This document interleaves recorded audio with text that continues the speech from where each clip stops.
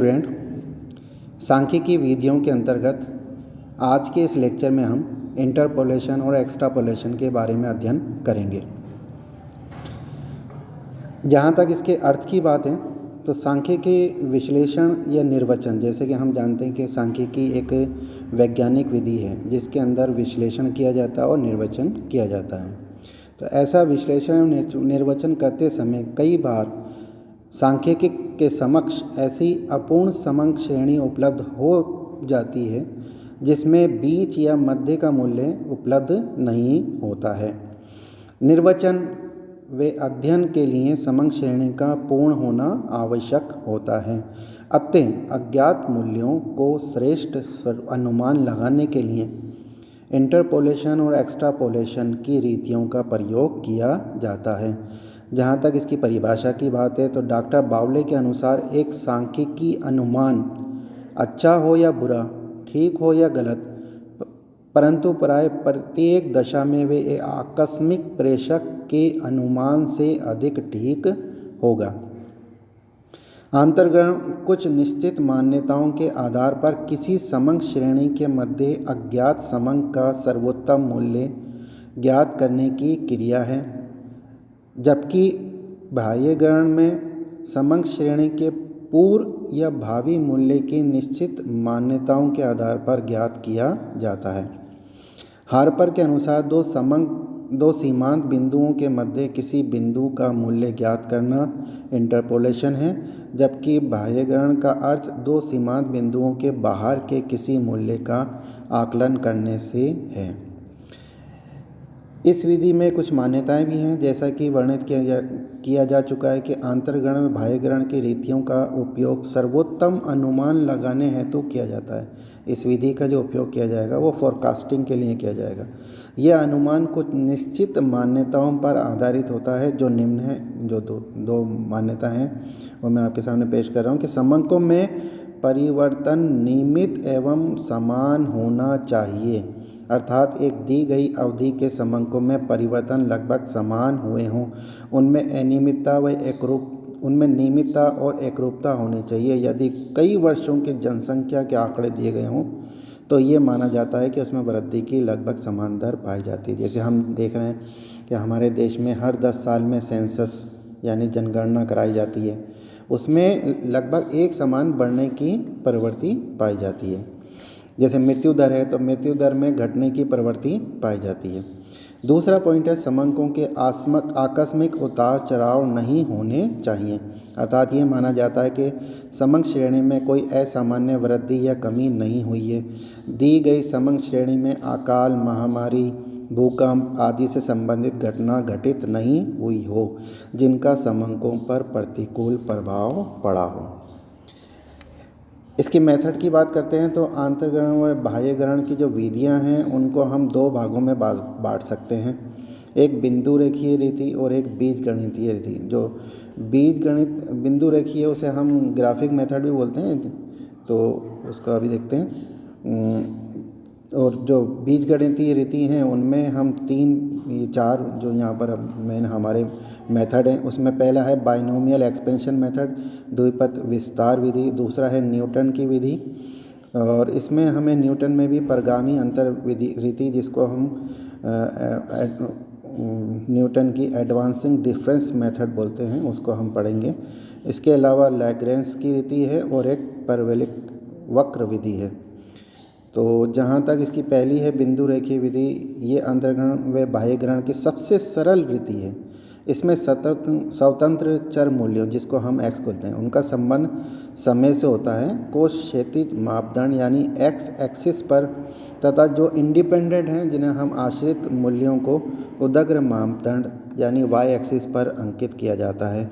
इन अंकित किए गए बिंदुओं को मिलाकर एक वक्र की रचना की जाती है। तत्पश्चात इसी वक्र की सहायता से मध्य के किसी मूल्य का अनुमान लगाया जाता है।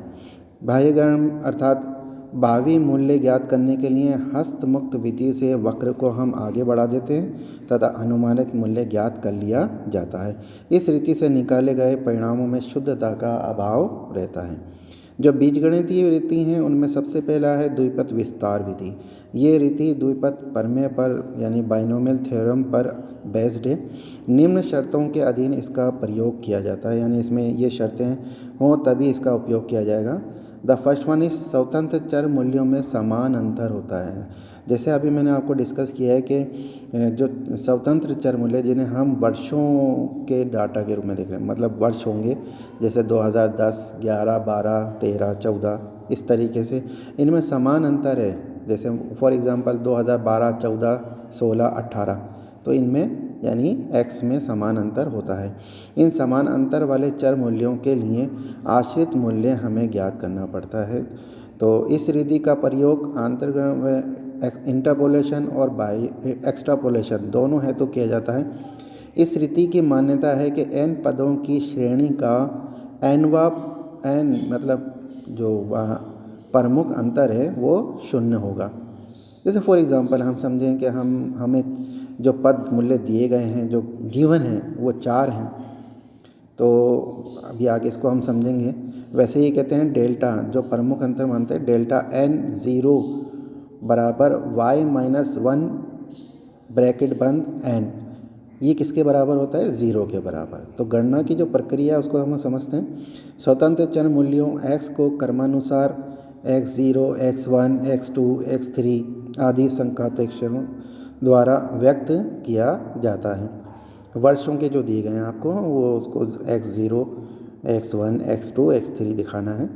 और जो आश्रित श्रेणी है y के मूल्यों को, चाहे वो प्रोडक्शन से संबंधित हो, चाहे वो पॉपुलेशन से संबंधित हो, चाहे वो विक्रय से संबंधित है, उन मूल्यों को आप y0, y1, y2 और y3 आदि संकेतों द्वारा प्रदर्शित किया जाता है। y में जितने मूल्य ज्ञात हैं, जैसे फॉर एग्ज़ाम्पल 5 वर्षों के आंकड़े दिए गए लेकिन एक आपको मिसिंग है, तो इट मीन्स कि आपके पास 4 हैं। उनके अनुसार द्विपद प्रसार लिखा जाएगा, अर्थात यदि 4 मूल्य ज्ञात हों तो चतुर्थ प्रमुख अंतर 0 होगा। Delta 4 0 is equal to 0। निम्न सूत्र लिखा जाएगा। इसमें जो लिखने का तरीका है वो मैं बता देता हूँ आपको। जैसे हम प्रमुख अंतर 4 हैं, उसका मूल्य 0 है, तो हम इसको लिखेंगे y4।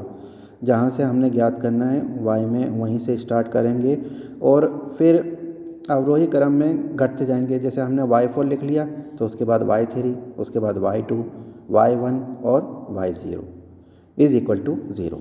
अब इसमें कुछ आप देख रहे हैं कि कुछ गुणांक भी लिखे गए हैं। इन गुणांकों को हम पास्कल टेबल या दूसरे फार्मूला दिया गया उसके अनुसार ज्ञात करते हैं। हमेशा जिसको हम पहले रख रहे हैं उसका गुणांक 1 होता है। जैसे y4 का यहाँ पर पदांक तो 4 है, गुणांक 1 होगा। दूसरे वाले के लिए अगर इसे निकालना चाहें तो ये 4 निकलेगा। मैं आपको पास्कल टेबल, आप इसका अध्ययन कर लीजिएगा। उसके बाद 6 आएगा, इसके बाद फिर 4 और इसके बाद फिर 1। यहाँ पर ये सूत्र लिखते समय ध्यान रखना है कि जो शुरू का y4 है ये प्लस साइन रखना है, उसके बाद माइनस, फिर प्लस, फिर माइनस, फिर प्लस, और ये क्रम इसी प्रकार से चलता जाएगा। इसका विश्लेषण करते हैं तो उपरोक्त सूत्र में घातों को उप संकेत के रूप में लिखा गया है। द्विपद विस्तार करते समय जिस प्रमुख अंतर का विस्तार किया जा रहा है उस क्रम के y को लिखकर अवरोही क्रम में y के घात लिखे जाएंगे जब तक कि y 0 ना आ जाए। दूसरा पॉइंट है धनात्मक व ऋणात्मक चिन्ह का अध्ययन रखा जाएगा। प्रथम y धनात्मक, दूसरा ऋणात्मक तथा अंत तक इसी क्रम में चिन्ह लिखे जाएंगे। सूत्र में जो y के अंकात्मक गुणांक हैं, कोएफिशिएंट, वो निम्न प्रकार से ज्ञात किए जाएंगे। हालांकि हम इसको पास्कल टेबल से भी ज्ञात कर सकते हैं, नहीं तो इसका जो फार्मूला है इजिकल टू विगत y का जो गुणांक इनटू पिछले y का पदांक या उपसंकेत ऑब्लिक पिछले y की क्रम स्थिति। इस प्रकार से हम इन गुणांक को वैसे पास्कल टेबल से भी ज्ञात कर सकते हैं। ये पहली विधि थी जिसके बारे में आज अध्ययन किया है। धन्यवाद।